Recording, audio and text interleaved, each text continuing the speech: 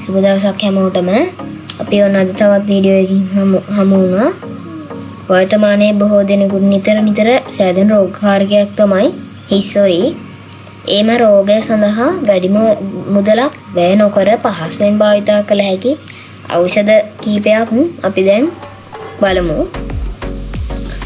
රතු ලුණුයි උළුහාල් මිටකුයි එක තරමටගෙන හොඳින් තඹ ගන්න. දිය නෑමට පැය භාගයකට විතර පෙර එම තැඹූ වතුර හිසට දමා හොඳින් පිරිමදින්න. විනාඩි කිහිපයක් හොඳින් පිරිමැදීමෙන් පසු නෑමාට වරදක් නෑ. සතියට දෙවරක් කරන්න හිස්සොරි සුව වෙනවා. තවත් එකක් කියන්නම් ඔයාලට මම. ගෙදරම තියෙනවා මේවා. දෙහි ගැට හා ගොඩපර තම්බලා අර කලින් වගේම කිරීමෙන් කරදරකාරී හිස්සොරි සුව කරගන්න පුළුවන්. තවත් තියෙනවා වෙරළු කොළ හා පෙර කොළ එක තරමකටගෙන කොටා එම යුෂ දිය නෑමට පැය භාගයකට පමණ පෙර හිස ගල්ලා එම යුෂ හොඳින් ඇඟිලි තුඩු වලින් හිසේ අතුල්ලන්න. පැය භාගයක් පසු වී හොඳින් ස්නානය කරන්න. හිස්සොරි සම්පූර්ණයෙන් ගැලවී යනු ඇත.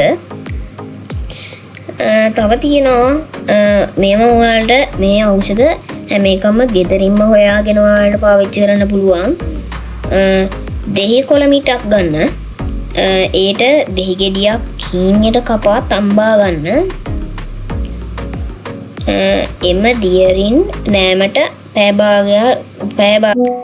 පමණ පෙර ඔළුව හොඳින් සෝදන්න.